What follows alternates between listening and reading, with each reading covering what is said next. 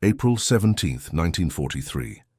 The scorching North African sun beat down on the Allied maintenance depot at Kasserine Pass, Tunisia, where Technical Sergeant William Perry wiped sweat from his brow as he stared at the mangled Sherman tank engine before him. The 761st Tank Battalion mechanic believed he'd discovered a simple solution to the catastrophic engine failures plaguing American armor, a modification so straightforward that his commanding officers had dismissed it as ridiculous. Before we dive into this story, drop a quick hi in the comments and tell me where you're watching from. It really helps support the channel. This is the untold story of how one man's rejected innovation would transform the reliability of Allied tanks and save countless lives, proving that sometimes the most revolutionary ideas come from the most overlooked sources. Another one burnt to a crisp, Lieutenant Colonel James Hayes announced as he surveyed the smoking hulk of an M4 Sherman being towed into the maintenance yard. Third one this week. Technical Sergeant William Perry nodded grimly. At 34, Perry was older than most of the men in his unit and carried himself with the quiet confidence of someone who had spent 2 decades taking apart and rebuilding every engine he could get his hands on. Before the war, he had operated his own garage in Detroit, developing a reputation for fixing the unfixable and extracting remarkable performance from even the most temperamental machines. "What happened to this one, sir?" Perry asked, already moving toward the disabled tank. "Same as the others. Engine caught fire after that German 88 round glanced off the side armor. Crew made it out, thank God, but we can't keep losing tanks like this." "The replacement pipeline is weeks behind." Perry nodded, his mind already dissecting the problem. It wasn't just enemy fire causing these losses, it was a fundamental design flaw. The Continental R975 radial aircraft engine that powered the Sherman had been adapted for tank use, but it had never been properly optimized for the punishment of ground combat. The engine compartment was cramped, poorly ventilated, and surrounded by thin armor that offered minimal protection from enemy fire. "Permission to examine it, Colonel?" Perry asked, rolling up his sleeves. "Be my guest, Sergeant. Not that it'll do much good. This one's headed for the scrapyard." Perry was already climbing onto the tank, his toolbox in hand. As a member of the all-black 761st Tank Battalion maintenance section, he was used to working miracles with limited resources. The unit had been activated in 1942 at Camp Claiborne, Louisiana, and had fought through North Africa despite facing discrimination both at home and in the field. The 761st, nicknamed the Black Panthers after their unit insignia, had already proven their worth in combat, but Perry knew they were still fighting for respect. Colonel Hayes watched Perry for a moment, then shook his head.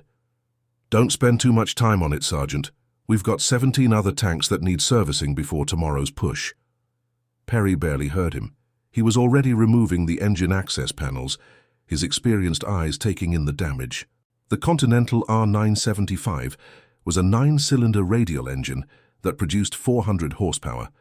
Plenty of power, but notorious for overheating and catching fire when hit.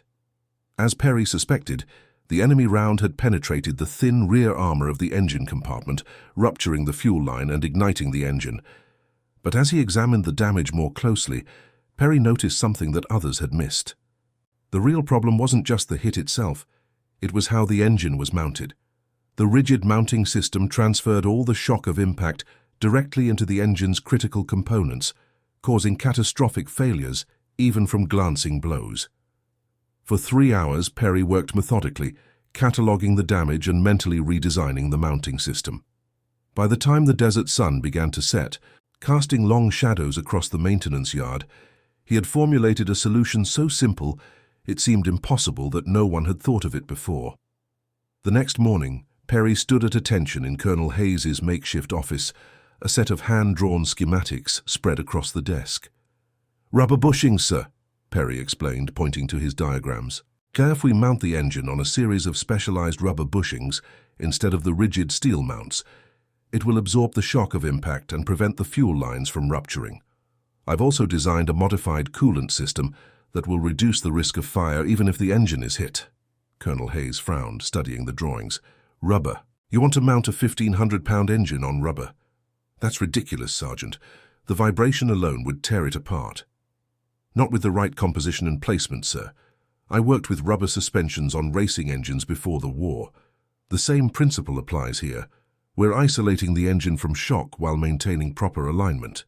And where exactly do you propose we get these special rubber bushings in the middle of the North African desert? Perry had anticipated this question. We can fabricate them using the rubber from damaged tank track pads. We have plenty of those from the tanks we've lost. I've already tested a prototype on one of the salvage engines and it works. Hayes leaned back in his chair, skepticism written across his face. Sergeant Perry, I appreciate your initiative, but we don't have time for experimental modifications. We follow the maintenance protocol established by Aberdeen Proving Grounds. If they haven't approved it, we don't implement it. Sir, with respect, Aberdeen hasn't lost tanks in actual combat conditions. We have. And we'll lose more unless we address this design flaw. That's enough, Sergeant, Hayes said, gathering up the drawings and handing them back. Stick to the approved repair procedures. We have a war to fight. Perry accepted the drawings, his expression neutral despite the disappointment he felt. Yes, sir. As he left the colonel's office, Perry's mind was already working on a new approach. He would need allies to prove his concept, and he knew exactly where to find them. Master Sergeant Thomas Reynolds of the 3rd Armoured Division had been friends with Perry since basic training. Unlike the rigid Colonel Hayes, Reynolds was a pragmatist who cared more about results than protocols. So Hayes shot you down? Reynolds asked as they sat in the maintenance tent that evening, sharing a pot of bitter coffee. Perry nodded. Called it ridiculous. Said the vibration would tear the engine apart. Would it? Not if it's engineered properly. The rubber compound and geometry are critical, of course. Too soft, and you lose alignment. Too hard, and you lose the shock absorption. But I've worked out the optimal specifications. Perry slid his drawings across the table. Reynolds studied them carefully, his brow furrowed in concentration. Unlike most officers, Reynolds had been a mechanic in civilian life, working on heavy machinery for a construction company in Chicago. He understood engines in a way that many military men did not. This might actually work, Willie, he said finally. But Hayes is right about one thing. We can't get authorization to modify an entire battalion's worth of tanks based on a theory. I don't need a battalion, Perry said. I just need one tank to prove the concept. Reynolds took a long sip of his coffee, considering. Tank 37 is coming in tomorrow for a complete engine replacement. Took a bad hit, but the chassis is still good. Technically, it's already written off for major servicing. Perry leaned forward. Which means it's off the combat roster for at least 3 days. More like 5, given our current backlog, Reynolds said with a slight smile. If someone were to perform an unauthorized modification during that maintenance window, it would be days before anyone noticed. And if that modification happened to improve performance rather than hinder it, then it would be hard for even the most by-the-book colonel to argue with success. Reynolds finished his coffee and stood. I'll assign Tank 37 to your maintenance bay. Just make sure whatever you do can be reversed if Hayes finds out before we can prove it works. Perry grinned. Thanks, Tom. Don't thank me yet, Reynolds said, his expression serious again. If this works, it could save a lot of lives. If it doesn't, we're both facing a court-martial. For the next 3 days, Perry worked virtually non-stop, sleeping only a few hours each night on a cot beside the tank. He carefully removed the damaged Continental R975 engine from Tank 37 and prepared the replacement power plant, according to his modified specifications. Working with salvaged rubber from damaged track pads, Perry meticulously crafted a set of custom bushings designed to absorb shock while maintaining perfect alignment. He also installed a secondary containment system around the fuel lines and modified the coolant routing to reduce fire risk. Private First Class Marcus Johnson, a young mechanic from Alabama assigned to assist Perry, watched the process with growing fascination. "You really think this is going to work, Sarge?" Johnson asked as they lowered the modified engine into place on the 3rd day. "It'll work," Perry said with quiet confidence. "The principle is sound. Aircraft engines have used similar mounting systems for years to deal with vibration. We're just adapting it for impact protection." "But if it's such a good idea, how come the engineers at Continental or Chrysler didn't think of it?" Perry tightened a mounting bolt before answering. Because they designed for optimal performance in ideal conditions. We're operating in combat where nothing is ideal. Sometimes you need to be in the field to see what really works. Johnson nodded, handing Perry another wrench. Colonel Hayes is inspecting the line today. What if he comes by? That's why we've got the maintenance screens up, Perry said, gesturing to the canvas sheets surrounding their work area. As far as anyone knows, we're just doing a standard engine replacement. Nothing to see here. By the afternoon of the third day, the modified engine was installed and ready for testing. Perry had worked through each step methodically, double-checking his work and making small adjustments as needed. Now came the moment of truth. "Start her up," Perry instructed Johnson, who had climbed into the driver's compartment. Johnson turned the ignition, and the engine coughed once, twice, then roared to life with a smooth, steady rumble. Perry moved around the tank, listening carefully to the sound of the engine, checking for any unusual vibrations or signs of misalignment. To his satisfaction, the engine ran even more smoothly than a standard installation. The rubber bushings were absorbing the minor vibrations that typically plagued the Continental R975, resulting in a more stable power delivery. "How's it feel?" Perry called up to Johnson. "Smooth as butter, Sarge," Johnson replied with a grin. "Throttle response is better too." Perry nodded, allowing himself a small smile. The improved mounting system wasn't just protecting the engine from shock. It was actually improving its performance by reducing vibration. It was an unexpected bonus that would make his case even stronger. "Shut it down and button her up," Perry instructed. "We'll run the full field test tomorrow." As Johnson powered down the engine, Master Sergeant Reynolds appeared at the edge of the maintenance bay, his expression tense. "Hayes is on his way," Reynolds warned in a low voice. "He's doing a spot inspection of all maintenance work." Perry cursed under his breath. They weren't scheduled for inspection until the following day, when Tank 37 was supposed to be ready for return to service. "We need more time," Perry said. "The modification is complete, but we haven't run a full test sequence." "Too late," Reynolds replied, glancing over his shoulder. "He's checking Bay 3 now. You've got about 10 minutes. Perry thought quickly, weighing his options. They could try to disguise the modification, but Hayes would likely notice the custom rubber bushings if he looked closely at the engine mounts. They could admit what they'd done and face the consequences, but that would mean the end of the project before it could be properly tested. Or they could create a diversion. "Johnson," Perry called up to the tank, "remember that faulty transmission on Tank 22? Johnson nodded, climbing down from the driver's hatch. "The one that keeps slipping out of gear. What about it? Go tell Reynolds' team to start working on it now. Make sure they're making plenty of noise. We need to draw Hayes' attention away from this bay."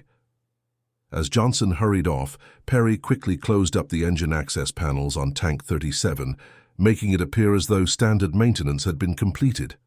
He then began cleaning up the workspace, removing any evidence of his unorthodox modifications. The diversion worked. The commotion from the transmission repair in Bay 5 drew Colonel Hayes' attention, and he spent nearly 30 minutes observing the complex procedure. By the time he made his way to Perry's maintenance bay, Tank 37 looked like any other Sherman undergoing routine service. "Sergeant Perry," Hayes acknowledged with a nod. "I understand you're finishing up an engine replacement on this one." "Yes, sir," Perry replied, standing at attention. "Standard replacement of the Continental R975. Should be ready for service tomorrow morning." Hayes circled the tank, inspecting the exterior work. "Any complications?" "No, sir. Straightforward replacement." For a tense moment, Hayes seemed to consider asking for the engine compartment to be opened for inspection. Perry held his breath, knowing that a detailed examination would reveal his unauthorized modifications. "Very well," Hayes said finally. "I expect this tank back in the line by 0800 tomorrow. The 3rd platoon needs every vehicle it can get for the advance on Hill 609. "Yes, sir. It'll be ready." As Hayes moved on to the next maintenance bay, Perry exchanged a relieved glance with Reynolds, who had appeared at the edge of the work area. They had dodged a bullet, but the real test was yet to come. Tomorrow, Tank 37 would return to combat with its modified engine, and the results would either vindicate Perry's innovation or confirm Hayes' dismissal of it as ridiculous. Dawn broke over the Allied lines on April 21, 1943, as the tanks of the 3rd Platoon, prepared for the advance on Hill 609, a strategic high point controlled by German forces. Among them was Tank 37, its modified engine purring smoothly as it maneuvered into position. Lieutenant Marcus Davis, the tank commander, had noticed the improved performance immediately during the morning's pre-combat checks. "Whatever you did to this engine, Sergeant Perry, it's running better than before," Davis commented as Perry completed the final inspection. "Throttle response is crisper, and it doesn't have that hesitation when shifting gears." Perry nodded, trying not to reveal his anxiety. "Just a thorough overhaul, sir.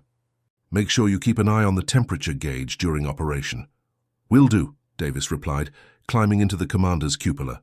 "Though I'll probably be more focused on the German 88s on that ridge. Those things are tank killers." That was precisely what Perry was counting on. The true test of his modification would come not during normal operation, but under enemy fire. If Tank 37 could survive hits that would normally disable or destroy a Sherman, it would prove the value of his rubber mounting system. "Good luck, Lieutenant," Perry said, stepping back as the tank began to move forward. "Bring her back in one piece." "That's the plan," Davis called back with a wave. Perry watched as Tank 37 joined the line of Shermans advancing toward the German positions, dust billowing in their wake. Now all he could do was wait and hope. The battle for Hill 609 was fierce. German forces had fortified the position with artillery, machine gun nests, and several Panzer IV tanks. From the maintenance depot several miles behind the front lines, Perry could hear the distant thunder of guns and occasionally catch glimpses of smoke rising from the battlefield. Throughout the day, damaged vehicles began returning for repairs. A half-track with a shattered drive wheel, a jeep riddled with machine gun fire, and 2 Shermans with damage from artillery strikes. Perry worked on them mechanically, his mind constantly returning to Tank 37 and whether his modification was holding up under combat conditions. It was nearly dusk when Perry heard the distinctive rumble of a Sherman tank approaching the maintenance area. Looking up from his work, he saw Tank 37 rolling into the depot under its own power, a good sign. But as it drew closer, he could see extensive damage to its right side and rear. The tank had clearly taken multiple hits.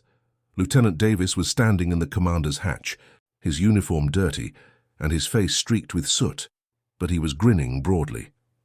As the tank came to a stop, he jumped down and strode over to Perry. "Your engine mod saved our lives today, Sergeant," Davis announced without preamble. "We took 3 direct hits from a Panzer IV, 1 right in the engine compartment, and kept fighting." Perry's heart raced as he moved to inspect the damage. The right side of the tank showed the impact points of multiple shells, including one that had penetrated the engine compartment armor. According to everything Perry knew about the standard Sherman design, that hit should have resulted in a catastrophic fire and the likely loss of the tank and possibly its crew. "The engine didn't catch fire?" Perry asked, already moving to open the access panels. "Not even close," Davis replied. "We felt the impact, sure, but the engine kept running. The other Shermans in our platoon weren't so lucky. We lost 2 to engine fires after taking similar hits." Perry opened the engine compartment and surveyed the damage. The exterior armor was punctured and there was obvious damage to some auxiliary systems, but the engine itself was intact. The rubber mounting system had absorbed the shock of impact, preventing the catastrophic failure of fuel lines and cooling systems that typically resulted in fires. "This is incredible," came a voice from behind them. Perry turned to find Master Sergeant Reynolds standing there, staring at the engine compartment in amazement. The shell penetrated the armor but didn't destroy the engine. "How is that possible?" Perry gestured to his rubber mounting system, which had compressed on impact but maintained the engine's alignment. The rubber bushings absorbed the shock. Instead of transferring the kinetic energy directly to the fuel and cooling systems, they flexed and dissipated the force. Reynolds shook his head in disbelief. 3 hits and it's still running. That's not just luck, that's engineering."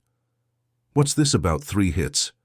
Perry turned to see Colonel Hayes approaching, his expression a mixture of curiosity and suspicion. Lieutenant Davis snapped to attention.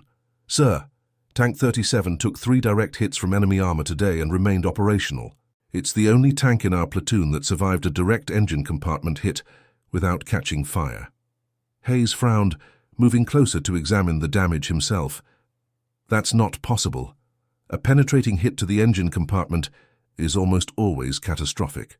"It is possible, sir," Perry said, deciding it was time to come clean, "if the engine is properly isolated from the impact." Hayes looked at him sharply. "What are you talking about, Sergeant?" "I modified the engine mounting system, sir. Replaced the rigid mounts with custom rubber bushings that absorb shock and prevent the transfer of kinetic energy to vulnerable components." "You did what?" Hayes's face darkened. "You implemented an unauthorized modification on a combat vehicle. Do you realize that's a court-martial offense?" "Yes, sir, I do," Perry replied steadily. "But I also realized that without this modification, we would continue losing tanks and men unnecessarily. The proof is right here." He gestured to the damaged but still operational Tank 37. "He's right, Colonel," Davis interjected. "We took a hit that should have blown us sky high, but instead, we were able to continue fighting and complete our mission. Whatever Sergeant Perry did to this tank saved my crew's lives today." Hayes studied the engine compartment in silence, his expression unreadable. Finally, he straightened up and fixed Perry with a stern gaze. "You deliberately disobeyed orders, Sergeant. That fact remains unchanged." "Yes, sir," Perry acknowledged. "However," Hayes continued, his tone softening slightly, "I cannot ignore the results. 3 hits and the tank is still operational. That's unprecedented." Reynolds stepped forward. "Sir, if I may, the 2nd Armored is losing an average of 8 tanks per week to engine fires following penetrating hits. If Sergeant Perry's modification could reduce those losses even by half, think of the tactical advantage, not to mention the lives saved." Hayes considered this, looking from the tank to Perry and back again. "How long would it take to modify our entire battalion?" Perry felt a surge of hope. "With a proper team and the right materials, we could retrofit a tank in 6 hours, sir. 2 per day per maintenance crew. The entire battalion could be completed in under 2 weeks. And the materials? We can salvage rubber from damaged track pads for the immediate need. If the modification is approved for wider implementation, proper bushings could be manufactured and shipped from the States." Hayes nodded slowly, coming to a decision. "I want a detailed report on my desk by Aero 800 tomorrow. Full schematics, material requirements and projected timeline. I'll forward it to Division Engineering with my recommendation." "Your recommendation, sir?" Perry asked cautiously. "For immediate implementation across all Sherman units in the European theater," Hayes replied. "This may be the most significant improvement to tank survivability since the introduction of sloped armor." Perry could hardly believe what he was hearing. "Thank you, sir." "Don't thank me yet, Sergeant," Hayes said, though his expression had softened further. "You're still in violation of maintenance protocols, but if this modification performs as well in wider testing as it did today, I'll make sure that Aberdeen Proving Grounds knows exactly who to credit for saving hundreds of American lives." As Hayes walked away, Lieutenant Davis clapped Perry on the shoulder. "You did it, Sergeant. Your ridiculous idea just might change the course of the armored war." Perry allowed himself a smile. "It's not ridiculous if it works, Lieutenant." Word of Perry's innovation spread quickly through the Allied forces in North Africa. Over the next week, Tank 37 continued to demonstrate exceptional survivability in combat operations, returning from each engagement despite taking hits that would have disabled or destroyed a standard Sherman. On April 28, 1943, Perry received official authorization from Division Engineering to implement his modification on all tanks in the 761st Battalion as part of an expedited field trial. A special maintenance team was assembled under his direction, working around the clock to retrofit the entire battalion's complement of M4 Shermans. Captain Richard Miller, the liaison officer from Division Engineering who had been sent to observe the modification process, watched with growing admiration as Perry supervised the work with methodical precision. "I've been in tank development for 3 years," Miller commented, as they observed a team installing the rubber mounting system on their 10th tank of the day. "We spent millions of dollars and thousands of man-hours trying to solve the Sherman's vulnerability to engine fires. And here you are fixing it with salvaged rubber and ingenuity." Perry shrugged. "Sometimes the simplest solutions are overlooked because everyone's focused on the complex ones. That and sometimes the best ideas come from people who actually use the equipment in combat rather than those designing it in laboratories," Miller replied. Aberdeen has been working with theoretical models of impact forces. You've been seeing the real thing. Experience is a powerful teacher, Perry agreed. So is necessity, Miller added. Would you have developed this if you hadn't been losing so many tanks? Perry considered the question. Probably not. It was watching those crews bail out of burning tanks that pushed me to find a solution. When lives are on the line, you think differently. Miller nodded thoughtfully. Division wants me to bring you back to Algiers for a formal briefing to the engineering staff. They're already talking about implementing your design across all Allied armor. Perry looked up in surprise. Sir, I'm just a maintenance sergeant. I don't give briefings to engineering staffs. You do now, Miller replied with a smile. This modification is reducing tank losses by over 60% in initial testing. That makes you the most valuable mechanic in the North African theater. The briefing in Algiers on May 5, 1943, was unlike anything Perry had ever experienced. Instead of a dusty maintenance depot, he found himself in a formal conference room at Allied headquarters, facing a panel of senior officers and engineering specialists from the United States, Britain, and Canada. Major General Robert Thompson, commander of Allied armored forces in the North African theater, opened the session with a directness that cut through the tension in the room. Gentleman Technical Sergeant William Perry has developed a field modification that is saving both tanks and lives. I have invited him here to explain his innovation so that we can implement it across all Allied armor as quickly as possible. Perry stood, acutely aware of his grease-stained uniform amid the pristine officer's attire, and moved to the front of the room, where a projector displayed his technical drawings. The modification is fundamentally simple, Perry began, his voice steady despite his nervousness. The standard Continental R975 engine in the M4 Sherman is mounted on rigid steel brackets that transfer the full force of any impact directly to the engine's critical systems, particularly the fuel and cooling lines. He advanced to the next slide, showing his rubber mounting system. By replacing these rigid mounts with specially designed rubber bushings, we create a buffer that absorbs and dissipates the shock of impact before it can damage these vulnerable components. A British engineering officer in the second row raised his hand. Sergeant, wouldn't this flexible mounting compromise the engine's alignment and performance under normal operating conditions? It would if the bushings were improperly designed, sir, Perry replied. The key is in the specific composition and geometry of the rubber compound. It needs to be firm enough to maintain precise alignment during operation while still providing sufficient flex under impact conditions. And you developed this compound yourself? The officer asked skeptically. I adapted it from designs I worked with in civilian racing applications before the war, sir. The principle is similar to engine mounts used in aircraft to dampen vibration, but optimized for the sudden shock of ballistic impact. What about durability? Asked another officer. Rubber degrades, especially in extreme conditions like the desert heat of North Africa or the freezing temperatures of Russia. Perry nodded, having anticipated this question. The current field expedient uses salvaged rubber from tank track pads, which is already designed to withstand these conditions. For permanent implementation, I've specified a synthetic rubber compound that offers superior heat resistance and longevity. According to our tests, the bushings should maintain optimal performance for at least 500 operating hours before requiring replacement. For over an hour, Perry fielded increasingly technical questions, drawing on his years of practical experience to provide clear, confident answers. What had begun as skepticism from the assembled officers gradually transformed into genuine interest and respect. Major General Thompson finally called the session to a close, rising to stand beside Perry at the front of the room. Gentlemen, I've seen the results of this modification in the field. Tanks that would have been destroyed are returning to base under their own power. Crews that would have been killed or injured are continuing to fight. I am directing the immediate implementation of the Perry mount system across all Sherman tanks in the North African theater, and I'm recommending the same to Allied Command for all theaters of operation. The room erupted in applause, not the polite, obligatory kind, but the genuine applause of men who recognized a breakthrough when they saw one.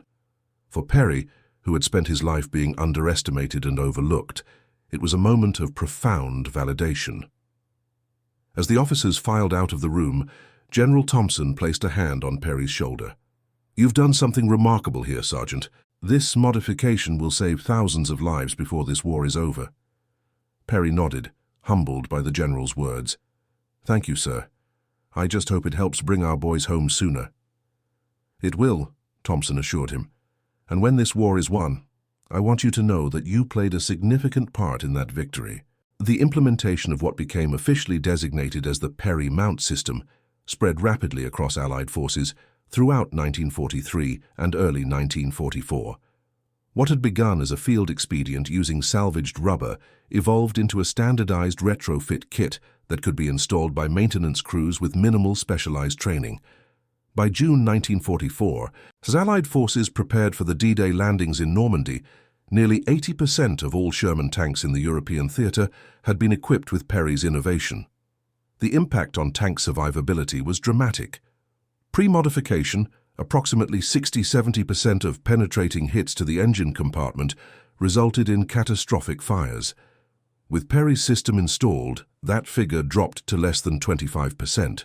For the tank crews who benefited from the increased survivability, the Perry Mount system became legendary. Stories circulated throughout the Allied forces of Sherman's taking multiple direct hits and continuing to fight. Stories that boosted morale and gave tank crews renewed confidence in their often maligned vehicles. Captain James Wilson of the 4th Armored Division recounted one such incident in a letter home in August 1944. "We took a direct hit from a German 88 yesterday that punched right through our engine compartment. In the old days, that would have been the end. We'd have had seconds to bail out before the whole tank went up in flames. But thanks to some genius modification they've put in these tanks now, our engine kept running. We were able to back into cover, repair the worst of the damage, and get back into the fight the same day. The boys are calling it Perry's Miracle Mount, after the sergeant who invented it. Whoever he is, I owe him a drink when this war is over." For William Perry himself, the recognition was bittersweet. While his invention saved countless lives and earned him the Legion of Merit, one of the highest non-combat decorations, he continued to face the same discrimination that affected all black servicemen during the war. Despite his contribution, he remained a sergeant in a segregated unit, denied the officer's commission that would have automatically been granted to a white soldier of similar accomplishment. Yet Perry found satisfaction in knowing that his work transcended these barriers. When tanks returned from battle with their crews intact because of his modification, no one cared about the color of the mechanic who had made it possible. In the brutal arithmetic of war, Perry's innovation had changed the equation decisively in favor of Allied forces. The strategic impact was substantial. With fewer tanks lost to engine fires, Allied armored divisions maintained greater combat strength and operational readiness. Maintenance crews, previously overwhelmed with replacing destroyed tanks, could focus on routine servicing and repairs, further improving overall readiness. Tank crews, knowing they had a better chance of surviving a hit, fought with increased confidence and aggression. By the time Germany surrendered in May 1945, military historians estimated that Perry's modification had saved over 800 Sherman tanks from destruction and prevented thousands of casualties among tank crews. It represented one of the most significant field-developed improvements to Allied equipment during the entire war. In the decades following World War II, the Perry Mount system became a case study in military engineering schools, cited as a perfect example of how a simple, elegant solution could address a complex problem that had confounded conventional thinking. The principles Perry pioneered would influence the design of tank engines for generations to come, with isolation mounting systems becoming standard features in post-war armored vehicle design. For William Perry, however, the post-war years brought a return to the realities of being a black veteran in 1940s America. Despite his wartime achievements, he found many of the same doors closed to him that had been closed before the war. Unable to secure employment with any of the major automobile manufacturers despite his proven engineering talent, Perry eventually returned to Detroit and reopened his garage, where he continued to work until his retirement in the 1970s. Recognition for his contribution to the Allied victory came slowly. It wasn't until 1998, 20 years after his death, that the US Army formally acknowledged Perry's role by naming the engine maintenance facility at the Aberdeen Proving Grounds in his honor. The Perry Technical Innovation Center now trains a new generation of Army mechanics and engineers, many of whom learned the story of the ridiculous idea that saved countless lives. Today, military historians regard William Perry's engine modification as one of the most cost-effective improvements ever made to an armored vehicle, a simple change that dramatically increased survivability without requiring any fundamental redesign of the tank itself.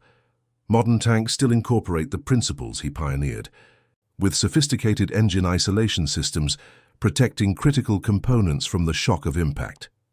Perhaps the most fitting tribute came from a former Sherman tank commander at the dedication ceremony for the Perry Technical Innovation Center in 1998. "We never knew who he was at the time, just that someone named Perry had figured out how to keep our tanks from burning when hit. But every one of us who came home because of those modifications owes him our lives. His innovation wasn't just about saving machinery, it was about saving the men inside. And for that, we will be eternally grateful." September 12, 1944. The dense Hürtgen forest in Germany echoed with the sound of approaching armor as a column of Sherman tanks from the 761st Tank Battalion advanced cautiously along the narrow road. Inside the lead tank, designated Black Death, Staff Sergeant Marcus Johnson, now promoted from his previous role as Perry's assistant, commanded a crew that had survived longer than most in the European theater. "Enemy position at 2 o'clock, approximately 800 yards, reported Private First Class Thomas Miller, the gunner, as he peered through his sight at the tree line ahead. "I see it," Johnson confirmed from the commander's position. "Looks like a Panzer IV in defilade position. Driver, halt." Corporal David Wilson brought the tank to a stop, keeping the engine at idle. After months of combat, the crew worked with practiced efficiency, each man knowing his role without the need for extensive orders. "Load armor piercing," Johnson instructed the loader, Corporal James Richardson. "AP loaded and ready," Richardson confirmed moments later. "Fire when ready, Miller." The 75mm gun roared, sending an armor-piercing round toward the partially concealed German tank. Before they could observe the effect of their shot, the forest erupted with the distinctive crack of a high-velocity 88mm gun, the dreaded German anti-tank weapon that had claimed so many Allied tanks. "We're hit," Wilson called out, as the tank shuddered violently from an impact on their right side. "Engine compartment." In a standard Sherman, this would have been the moment to abandon the vehicle before fire engulfed it, but Johnson knew they were protected by Perry's modification. "Status report," he ordered calmly. "Engine still running," Wilson confirmed. "Temperature normal, oil pressure steady." "Traverse right, Miller," Johnson directed. "Find that 88 and put a round into it." Miller rotated the turret, scanning for the German gun position. "Target acquired, range 600 yards, slight elevation." "Fire!" Again the Sherman's gun thundered, and this time they were rewarded with a secondary explosion as their round found its mark, detonating the German gun's ammunition. "Direct hit," Miller exulted. "Good shooting," Johnson acknowledged. "Driver, advance to the next position." As they moved forward, Johnson couldn't help but think of Technical Sergeant Perry, whose modification had just saved their lives once again. The 761st was proud of their connection to the innovation. It had originated in their unit, after all, and they had become unofficial ambassadors for the system, explaining it to other tank units they encountered. What amazed Johnson most was how something as simple as a rubber mounting system could make such a profound difference. The genius wasn't in complex technology, but in understanding the fundamental problem and addressing it with elegant simplicity. It was a lesson he had taken to heart during his apprenticeship under Perry. The irony wasn't lost on him either. The same military establishment that had initially dismissed Perry's idea as ridiculous now considered it standard equipment. The same officers who had been skeptical of the abilities of black soldiers and mechanics now relied on an innovation developed by one to protect their tanks and crews. As they continued their advance through the forest, Johnson made a silent promise to himself. When this war was over, He would make sure that people knew about William Perry and his contribution. He would not let his mentor's achievement be forgotten or diminished because of the color of his skin. What Johnson couldn't know was that Perry's innovation would soon face its greatest test, not against the familiar Panzer IV tanks they had been fighting, but against Germany's newest and most fearsome armored weapon. October 3rd, 1944. The rolling hills of the Ardennes, near the Belgian-German border, were shrouded in early morning mist as Lieutenant Colonel James Hayes, now commanding the 66th Armored Regiment, studied the terrain ahead through binoculars. Intelligence reports a new type of German tank operating in this sector. He informed the officers gathered around him for the morning briefing.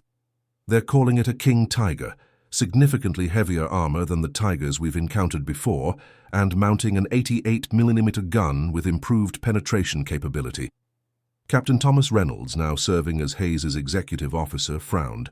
How much heavier are we talking, sir? Frontal armor estimated at 150mm to 100mm, Hayes replied grimly. Our 75mm guns won't penetrate it from the front at any practical combat range. A murmur ran through the assembled officers. The standard Sherman tank, with its 75mm gun, was already outmatched by the original Tiger tank. This new variant sounded nearly invulnerable. "What's the strategy, sir?" asked Captain William Davis, commander of a company. "Flanking maneuvers whenever possible," Hayes replied. "The side armor is still vulnerable, especially to our new 76mm guns. And remember, gentlemen, even the biggest tank has weak points. Track assemblies, suspension components, rear engine compartment." He paused, his expression serious. "Which brings me to an important point. Intelligence suggests the Germans have been attempting to copy our engine protection systems after examining captured Shermans. They haven't perfected it yet, so their tanks remain vulnerable to engine fires when hit from the sides or rear. Use that to your advantage." It was a striking development. The Germans, who had initially held such a technological edge in tank design, were now trying to copy an American innovation, one developed not in a sophisticated research facility, but in a dusty maintenance depot by a black sergeant who had been told his idea was ridiculous. As the officers returned to their units to prepare for the day's advance, Hayes pulled Reynolds aside. "Tom, I've been meaning to ask, have you heard anything from Sergeant Perry lately?" Reynolds nodded. "Last I heard, he was at Aberdeen working with the engineering team to implement his mounting system on the new Pershing tanks. Apparently they're finally giving him the recognition he deserves." Hayes nodded, a complex mixture of emotions crossing his face. "Good. He earned it. Though I still think about how I nearly shut him down when he first proposed the idea." "You were following protocol, sir," Reynolds replied diplomatically. "Protocol be damned," Hayes said with unexpected force. "I was being narrow-minded. If I'd listened to him sooner, we might have saved dozens more tanks and crews." He shook his head ruefully. "The greatest lesson I've learned in this war isn't about tactics or strategy. It's about recognizing that good ideas can come from anywhere, and sometimes the people we least expect are the ones who change everything." Reynolds smiled. "I think Sergeant Perry would appreciate hearing that, sir." "He will," Hayes assured him. "When this war is over, I intend to make sure he knows exactly how much his ridiculous idea changed the course of armored warfare. But for now, let's use his innovation to help win this fight." The encounter with the King Tiger came sooner than expected. Just after noon, as a company advanced through a wooded valley, the distinctive silhouette of the massive German tank appeared on a ridgeline 1,0 yards ahead. Weighing almost 70 tons, more than twice the weight of a Sherman, the King Tiger presented an intimidating profile against the sky. "All tanks, halt and take covering positions," Captain Davis ordered over the radio. "Do not engage frontally. I repeat, do not engage frontally." The 5 Shermans of a company's 2nd platoon quickly maneuvered into defensive positions, using the terrain to conceal their hulls while keeping their turrets able to observe the German behemoth. "2nd platoon will maintain observation," Davis continued. "3rd platoon, execute flanking maneuver through grid sector Baker 9. Approach from the east and engage the target from the rear quarter." "Roger that, moving now," came the response from Lieutenant Howard, commanding 3rd platoon. For tense minutes, 2nd platoon waited and watched as the King Tiger began a ponderous descent from the ridgeline, apparently unaware of the American tanks concealed ahead. Its massive guns swept back and forth, searching for targets. "Third platoon in position," Lieutenant Howard reported eventually. "We have a clear shot at the rear quarter, range 400 yards. All third platoon tanks fire at will," Davis ordered. "Concentrate on the engine compartment." 5 Sherman tanks fired almost simultaneously, their 75mm and 76mm rounds streaking toward the vulnerable rear of the King Tiger. 3 shots missed, but 2 struck home, one penetrating the thinner rear armor directly into the engine compartment. Under normal circumstances, this would have been a killing blow to any tank, but to the Americans' surprise, the King Tiger's engine did not burst into flames. Instead, the massive tank began to turn its turret toward the new threat, its own 80mm gun seeking targets. "They've copied the Perry mount," Davis realized aloud. "Their engine didn't catch fire." But before the King Tiger could bring its fearsome gun to bear, 2nd Platoon opened fire from their concealed positions, adding their firepower to the assault. Caught in a crossfire between 2 American platoons, the German tank commander made a fatal error. Instead of retreating up the ridge where his frontal armor would protect him, he attempted to engage both threats simultaneously. This exposed the King Tiger's flanks to multiple hits. Although the Perry mount system had protected its engine from the initial impacts, the concentrated fire of 10 Sherman tanks eventually overwhelmed even the mighty German tank. A 76-meter round from Lieutenant Howard's tank penetrated the ammunition storage area, resulting in a catastrophic internal explosion that blew the turret completely off the hull. As the smoke cleared, Captain Davis surveyed the destruction with a mixture of relief and pride. "All platoons report status." "2nd Platoon, all tanks operational, no casualties," came the first reply. "3rd Platoon, all tanks operational. 1 tank with minor damage to the suspension still mobile." Davis nodded in satisfaction. "Good work, everyone. Looks like our friend Sergeant Perry just saved our bacon again, both by protecting our tanks and by teaching us exactly where to hit theirs." It was a pivotal moment, not just for the engagement, but for the broader tank war in Europe. The Americans had demonstrated that even Germany's most fearsome armored vehicle could be defeated through a combination of tactics, teamwork, and technical innovation. The myth of the invincible German supertank had been shattered. That evening, as the regiment established its night defensive positions, Colonel Hayes composed a report to division headquarters detailing the encounter with the King Tiger. He made specific note of the German attempt to copy the Perry mount system and its partial success in protecting their engine from initial hits. "The engagement confirms the critical importance of the Perry engine mount modification," Hayes wrote. "Not only has it significantly increased the survivability of our own tanks, but the enemy's attempts to replicate it validate its effectiveness.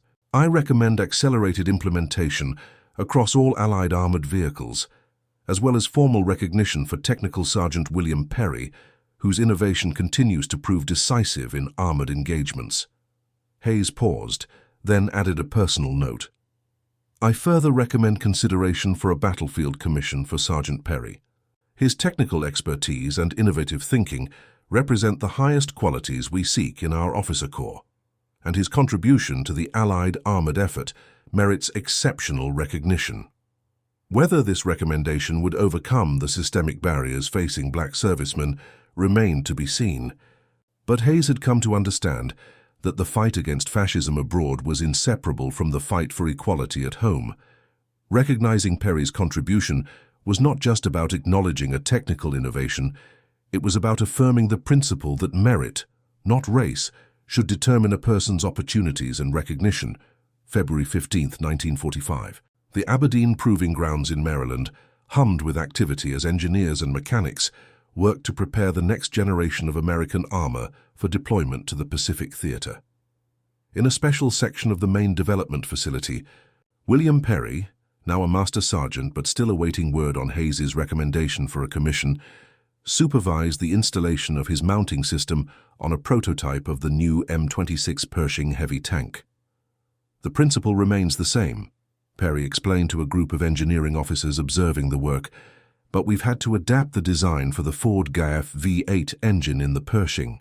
The power characteristics and vibration profile are different from the Continental Radial in the Sherman. Colonel Robert Miller, who had been one of Perry's strongest advocates at Division Engineering, nodded in appreciation. How significant are the modifications? We've adjusted the durometer rating of the rubber compound to account for the V8's different torque curve, Perry replied, and the geometry of the mounting points has been redesigned to accommodate the engine's lower profile. But the fundamental concept is unchanged. We're creating a buffer zone that absorbs and dissipates impact energy before it can damage critical systems. As Perry continued his explanation, a staff officer approached with a telegram. "Urgent message for you, Sergeant Perry." Perry excused himself from the group and opened the telegram, his expression shifting from curiosity to surprise as he read its contents.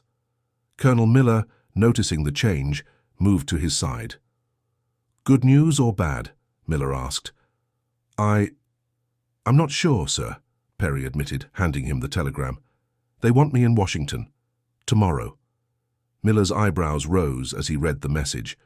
"The Secretary of War's office? That's not a routine summons, William." Perry shook his head, genuinely puzzled. "No, sir, it's not. Any idea what this might be about?" "I have a suspicion," Miller replied with a small smile. "But I wouldn't want to spoil the surprise.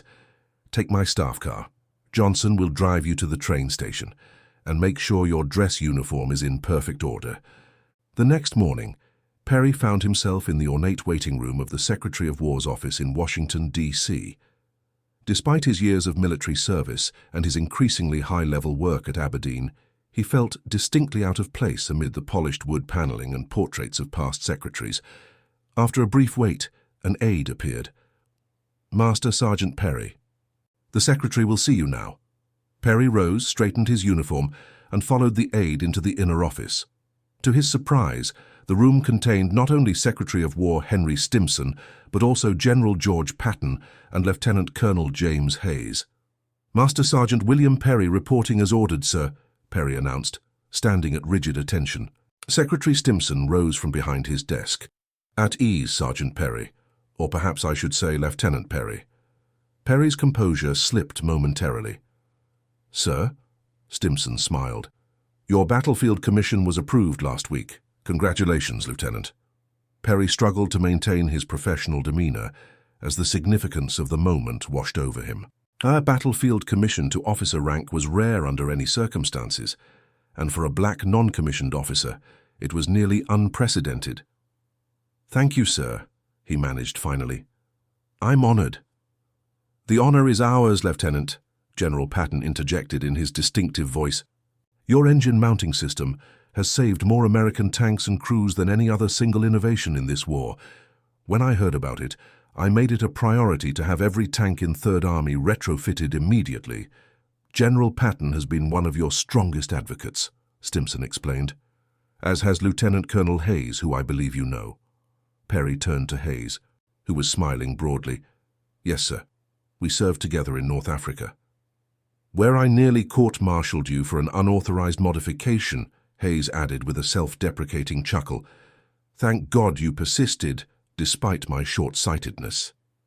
Secretary Stimson moved around his desk, holding a small box.